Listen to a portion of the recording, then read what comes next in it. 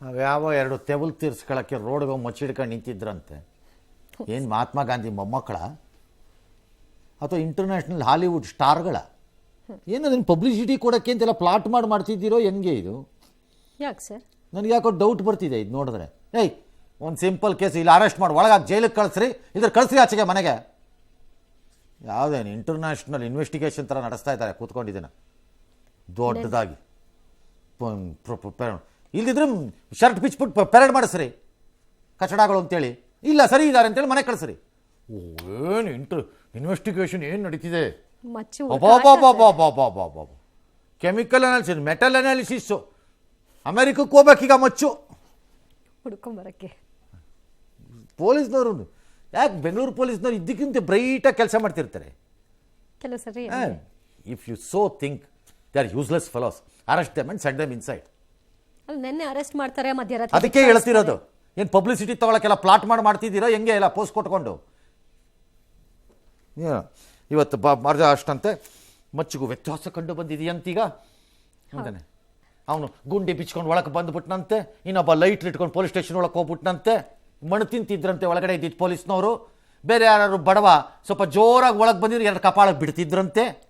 ಈಗ ಏನು ಮಾಡ್ತಿದ್ರಂತೆ? ಕಣ್ಣು ಮುಚ್ಚಿಕೊಂಡು ಹಾಲು ಕುಡಿಯುತ್ತಿದ್ದಾರಂತೆ ಪೊಲೀಸರು. ಕಮಿಷನರು ಇದಕ್ಕೆಲ್ಲ ಹೇಳಬೇಕು.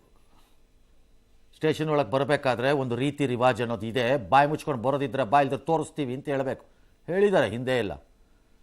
ಹೀರೋಯಿಸಮ್ ಎಲ್ಲ ಹೊರಗೆ ಪೊಗರು ತೋರಿಸ್ಕೊಂಡು ಪೊಲೀಸ್ ಸ್ಟೇಷನ್ ಒಳಗೆ ಬಂದವ್ರಿಗೆ ಏನಾಗಿದೆ ಅನ್ನೋದನ್ನು ನಾನು ನೋಡಿದ್ದೀನಿ ನನ್ನ ಕಣ್ಣಾರೆ. ಎಸ್,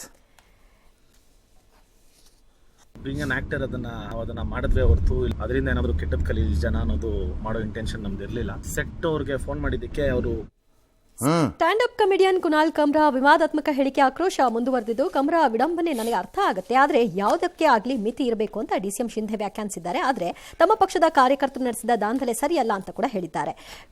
ಕಮ್ರಾ ಕ್ಷಮೆ ಕೇಳಬೇಕು, ಇಲ್ಲಾಂದ್ರೆ ನಮ್ಮದೇ ಶೈಲಿಯಲ್ಲಿ ಮಾತನಾಡ್ತೀವಿ, ಶಿವಸೇನೆ ಸುಮ್ಮನೆ ಇರಲ್ಲ ಅಂತ ಸಚಿವರುಗಳು ಮಾತನಾಡಿದ್ದಾರೆ. ಇನ್ನು ಕೆಲವರು ದೇಶ ವಿಭಜನೆ ಬಗ್ಗೆ ಮಾತನಾಡುವುದನ್ನೇ ಅಭಿವ್ಯಕ್ತಿ ಸ್ವಾತಂತ್ರ್ಯ, ಜನ್ಮಸಿದ್ಧ ಹಕ್ಕು ಅಂತ ತಿಳ್ಕೊಂಡಿದ್ದಾರೆ ಅಂತ ಯುಪಿ ಸಿಎಂ ಬೇಸರ ವ್ಯಕ್ತಪಡಿಸಿದ್ದಾರೆ. ಶಿಂಧೆ ಟೀಕಿಸಲು ಅವರಿಗಿರುವ ಅರ್ಹತೆ ಏನು ಅಂತ ಸಂಸದೆ ಕಂಗನಾ ರನೌತ್ ಸರಿ ನನ್ನ ಪ್ರಕಾರ. ಇವ್ರು ಯಾರು? ಇವನು ಹೂ ಇಸ್ ದಿಸ್ ಫೆಲೋ? ಒಬ್ಬ ಕಾಮಿಡಿಯನ್ ಅಷ್ಟೇ. ಏನು ಕಾಮಿಡಿಯನ್? ಏನು ಇಂಟರ್ನ್ಯಾಷನಲ್ ಕಾಮಿಡಿಯನ್ ಅಲ್ಲ. ಅವ್ನು ಕಾಮಿಡಿ ಯಾರು ನಕ್ಕಿದ್ದೀರ ಯಾವತ್ತ ನೀವು ಹಾಕ್ಕೊಂಡು? ಈ ತರದ ಟೀಕೆಗಳು ನಗು ಎಲ್ಲಿ ತರಿಸುತ್ತೆ? ಅದೇನು ಕಾಮಿಡಿನ ಅದು? ಬಹಳ ಜನ ಈ ದೇಶದಲ್ಲಿ ಯಾಕೆ ದೊಡ್ಡವರಾಗ್ತಿದ್ದಾರೆ ಹೇಳಿ? ಈ ತರದ ಶೋಕಿಗಳಿಂದ. ಹೇಸಿಗೆನ ಜೋಬಲ್ಲಿ ಇಟ್ಕೊಂಡು ಯಾರೋ ದೊಡ್ಡವ್ರದ್ದು ಪೋಸ್ಟರ್ ಮೇಲೆ ಎಸ್ತ ತಕ್ಷಣ ಅವ್ರಿಗೆ ಎಸ್ತಿದ್ದೀನಿ ಅನ್ನೋ ಭ್ರಮೆ ಥರ ಮೀಡಿಯಾಗಳು ಆಡ್ತಿರೋದಕ್ಕೆ, ಫೋಕಸ್ ಮಾಡೋದು ಅದಕ್ಕೆ ಹಿಂಗೆ ಆಗ್ತಿರೋದು ಇವರೆಲ್ಲ. Who are this characters? ಏನಾದ್ರು ಒಂದು ಲೆವೆಲ್ ಬೇಕಲ್ಲ ಅದಕ್ಕೆ ಅಟ್ಲೀಸ್ಟು, ಅದೂ ಇಲ್ಲ. ಏನಕ್ಕೆ ಅವನನ್ನು ಸೀರಿಯಸ್ ಆಗಿ ತಗೋತೀರಿ? ಅವನು ಯಾವನ್ನೋ ಅಟೆನ್ಷನ್ ಲೆಫ್ಟ್ ಇಷ್ಟು ಅದು ಇನ್ಯಾವುದೋ ಒಂದು ಬಿಸಾಕಿ ತಳ್ಳಿ ಯಾವಾಗಲ್ಲ ಅದೇನು ಮಾಡ್ತೀಯ ಮಾಡ್ಕೋಗಂತ ಅಂತ 100 ಸ್ಟೇಟ್ಮೆಂಟ್ಗಳು ಕೊಡ್ತಾರೆ. ಕಂಡಿದ್ದೀವಿ ಹೋಗಿ ನಿನ್ನಂತ ಬುದ್ಧಿನ ನೀವು ಹೇಳಿ. ಬುರ್ಡೆ ಕೂರ್ಲಿಲ್ಲ ನಿನ್ನ ತಲೆನಲ್ಲಿ, ನಮ್ಗೆ ಗೊತ್ತು ನಿನ್ನ ಬ್ರೈನು ಇಲ್ಲ ಅಂತ ನೀವು ಒಂದಷ್ಟು ಬೈರಿ ಕಳಿಸಿ. ಅವ್ನಿಗೆ ಇಂಪಾರ್ಟೆನ್ಸ್ ಕೊಟ್ಟು ಮಾಡಿದ್ದಕ್ಕೆ ಇವೆಲ್ಲ ಆಗೋದಿದು. ಈಗ ಅದೇ ಇದು ಯಾವುದೋ ಮಚ್ಚು long original duplicate ನಡೆಸ್ತಿದ್ದೀರಲ್ಲ international.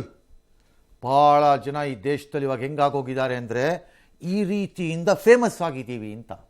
ಇದರಿಂದನೇ ಅದ್ಯಾವುದೋ boss ಅದೇನೋ ನಕಲಿ ಬೋಗಸ್ ಅದು ಯಾವುದೋ ಒಂದು ಶೋ, ಆ ಶೋಗೆ ಕರೆಯೋ ರೇಜೆಲ್ಲ ಯಾರ್ಯಾರು? ವಿವಾದಗಳಿಗೆ ಬರೀ ಇಂಥವ್ರೆ. ವಿವಾದಿಗಳಿಗೆ ನೆಟ್ಟಿಗೆ ಮರ್ಯಾದೆ ಮಾನ ಇರೋಂಥವ್ರು ಯಾರು ಕರ್ಕೊಂಡಿದ್ದೀರಿ ನೀವು? ದೇಶಕ್ಕೆ ಒಳ್ಳೇದು ಮಾಡಿದವ್ರನ್ನ ಬರೀ ಇಂಥವ್ರೆ ಹುಚ್ಚುಚ್ಚಾಗಾಡೋರು. ಮೆಂಟ್ಲಾಸ್ಪತ್ರೆ ಒಂದು ಸ್ಟಾರ್ಟ್ ಮಾಡಿಲ್ಲ ನೀವಲ್ಲಿ. ಬಾಕಿ ಎಸ್. ದೆಹಲಿ ಹೈಕೋರ್ಟ್ನ ನ್ಯಾಯಮೂರ್ತಿ ಯಶವಂತ್ ವರ್ಮಾ ನಿವಾಸದಲ್ಲಿ ನಗದು ಪತ್ತೆ ಆರೋಪ ಪ್ರಕರಣ ಸಂಚಲನ ಮೂಡಿಸಿದೆ. ಪ್ರಕರಣ ಇತ್ಯರ್ಥ ಆಗುವ ಮುನ್ನವೇ ಅಲಹಾಬಾದ್ ಹೈಕೋರ್ಟ್ಗೆ ವರ್ಗ ಮಾಡುವ ಕ್ರಮಕ್ಕೆ ಭಾರೀ ವಿರೋಧ ಕೂಡ ವ್ಯಕ್ತವಾಗಿದೆ. ಅಲಹಾಬಾದ್ ಹೈಕೋರ್ಟ್ ವಕೀಲರ ಸಂಘ ಇವತ್ತು ಕೋರ್ಟ್ ಕಲಾಪವನ್ನು ಬಹಿಷ್ಕರಿಸಿ ಮುಷ್ಕರವನ್ನು ನಡೆಸಿದ್ದಾರೆ, ಧರಣಿ ಘೋಷಣೆಯನ್ನು ಕೂಡ ಮಾಡಿದ್ದಾರೆ. ಈ ಮಧ್ಯೆ ಸುಟ್ಟ ನೋಟಿನ ಪ್ರಕರಣದ ತನಿಖೆ ನಡೆಸಿರುವ 3 ನ್ಯಾಯಮೂರ್ತಿಗಳನ್ನು ಒಳಗೊಂಡ ಸಮಿತಿ ಇವತ್ತು ನ್ಯಾಯಮೂರ್ತಿ ಯಶವಂತ್ ವರ್ಮಾ ಅವರ ಮನೆಗೆ ಭೇಟಿ ಕೊಟ್ಟು ಪರಿಶೀಲನೆ ಮಾಡಿದ್ದಾರೆ. ಯಶವಂತ್ ವರ್ಮಾ ವಿರುದ್ಧ ಕೇಳಿಬಂದ ಆರೋಪ ಗಂಭೀರ ಸ್ವರೂಪ ಪಡೆದ ಹಿನ್ನೆಲೆಯಲ್ಲಿ ಉಪರಾಷ್ಟ್ರಪತಿ ಜಗದೀಪ್ ಧನ್ಕರ್ ಇವತ್ತು ಸಂಜೆ ಸರ್ವಪಕ್ಷ ಸಭೆಯನ್ನು ಕೂಡ ನಡೆಸಿದ್ದಾರೆ. DMK ಟೀಕೆ ಮಾಡಿದ ಯೂಟ್ಯೂಬ್ ಅಂತ ಯಾರೋ ಒಬ್ಬ ಶಂಕರ್ ಅಂತೆ, ಅವ್ರ ಮನೆಗೆ ಕಾಂಗ್ರೆಸ್ಸಿನ ಅಧ್ಯಕ್ಷ ಅಂತ ಅವರೇ ಹೇಳ್ತಿದ್ದಾನೆ, ಗೊತ್ತಿಲ್ಲ ಅದು DMK ಅಲ್ಲ ಕಾಂಗ್ರೆಸ್ ಅಧ್ಯಕ್ಷ ಅಂತ. ಅವನೊಂದು 25 ಜನನ ಕಳಿಸ್ಬಿಟ್ಟು ಮಲ ಮೂತ್ರ ಇದನ್ನೆಲ್ಲ ಅವ್ರ ಮನೆಯೊಳಗೆಲ್ಲ ಎಸ್ತು ಚೆಲ್ಲಿ ಎಲ್ಲ ಮಾಡಿಸಿ ಎಲ್ಲ ಮಾಡಿದ್ದಾರೆ. ಅವ್ರ ತಾಯಿಗೆ ಹೆದರ್ಸಿ ಪಾಪ ವಯಸ್ಸಾಗಿದೆಯಂತೆ. ಆಯ್ತಪ್ಪ, ಇದಕ್ಕೆ ಸರ್ಕಾರ ಅನ್ನೋದೊಂದು ಕ್ರಮ ತಗೋಬೇಕು ತಾನೆ? ಇಲ್ಲ, ನಮಗೇನು ಗೊತ್ತೇ ಇಲ್ಲ.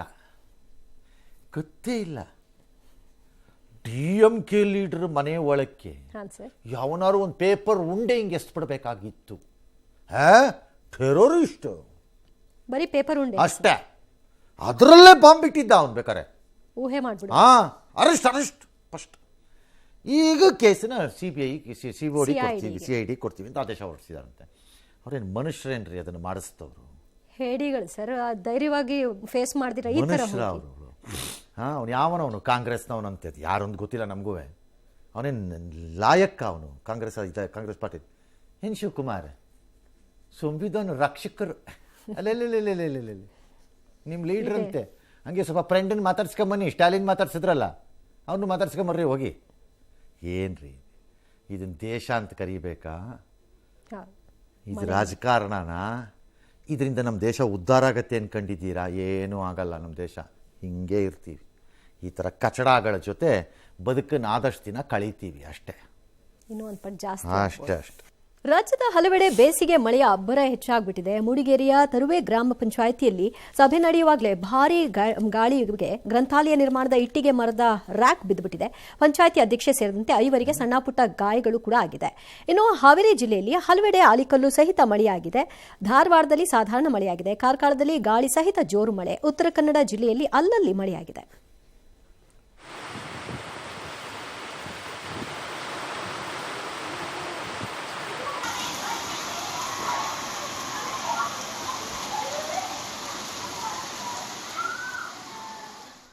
ಪಾಕಿಸ್ತಾನ ವಿಶ್ವಸಂಸ್ಥೆ ಸಭೆಯಲ್ಲಿ ಜಮ್ಮು ಕಾಶ್ಮೀರದ ಬಗ್ಗೆ ಮತ್ತೆ ಎತ್ತಿದೆ, ನಾಲಿಗೆನ ಉದ್ದ ಮಾಡ್ಕೊಂಡಿದೆ.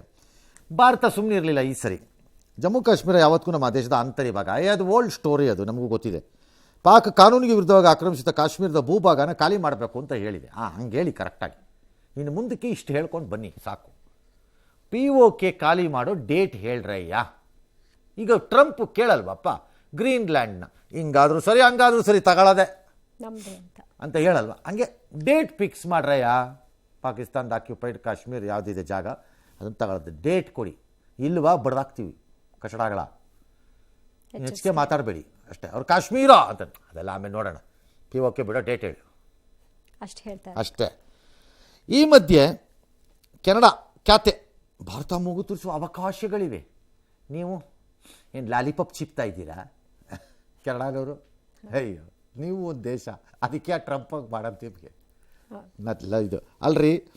ಚೀನಾ, ರಷ್ಯಾ, ಪಾಕಿಸ್ತಾನ ಕೂಡ ಪ್ರಯತ್ನ ಮಾಡ್ಬೋದು ಅಂತ ಅಲ್ಲಿ ಅನುಮಾನ ವ್ಯಕ್ತಪಡಿಸ್ಬಿಟ್ಟಿದೆಯಂತೆ ಗುಪ್ತದಳದವ್ರದ್ದು. ಏನು ದೇಶ ರೀ ನಿಮ್ಮದು. ಕಂಡು ಅವನ್ನೆಲ್ಲ ನಿಮ್ದ್ರೊಳಗೆ ತಲೆ ಹಾಕ್ಬೋದು. ನಿಮ್ಮ ಪರಿಸ್ಥಿತಿ ನೋಡ್ಕೊಳ್ರಿ. ಅದಕ್ಕೆ ಟ್ರಂಪ್ ಹೇಳಿದ್ದು 51ನೇ ರಾಜ್ಯ ಆಗ್ಬಿಡಿ ಸುಮ್ಮನೆ ಸೇಫಾಗಿ ನಮ್ಮ ಜೊತೆ ಅಂತ. ಇನ್ನೇನು ಹೇಳೋಣ ಇದಕ್ಕೆ? ಸುಮ್ಮನೆ ತೋರಿಸಬಹುದು ಅಂತ ಅನ್ಕೊಂಬಿಟ್ರಂತೆ. ಬಂದ್ಬಿಡ್ತಾರೆ 1000 ಜನ. ನೀವೇನು ಕತೆ ಕಾಯ್ತಾ ಇದ್ದೀರಾ ಎಲ್ಲ ಕೂತ್ಕೊಂಡಲ್ಲಿ? ದೇಶ ಕಟ್ಟಿರೋರು. ಎಸ್, ಶೇಖ್ ಹಸೀನಾ ರೀತಿಯೇ ಬಾಂಗ್ಲಾದೇಶದಲ್ಲಿ ಮತ್ತೊಂದು ರಾಜಕೀಯ ದಂಗೆ ನಡೆಯಬಹುದು. ಮೊಹಮ್ಮದ್ ಯೂನಸ್ ಸರ್ಕಾರದ ವಿರುದ್ಧವೂ ಕ್ರಾಂತಿ ನಡೆಯಬಹುದು ಅಂತ ಹೇಳಲಾಗ್ತಾ ಇದೆ. ಈ ವಿಚಾರವಾಗಿ ಸಭೆ ಕೂಡ ನಡೆಸಿದ್ದಾರಂತೆ. ಯೂನಸ್ ಸರ್ಕಾರದ ಜವಾಬ್ದಾರಿ ವಹಿಸಿಕೊಂಡ ದಿನದಿಂದ ಬಾಂಗ್ಲಾ ಪ್ರಜೆಗಳಲ್ಲಿ ಅಶಾಂತಿ, ಅಪನಂಬಿಕೆ ಹೆಚ್ಚಾಗ್ತಿದೆ.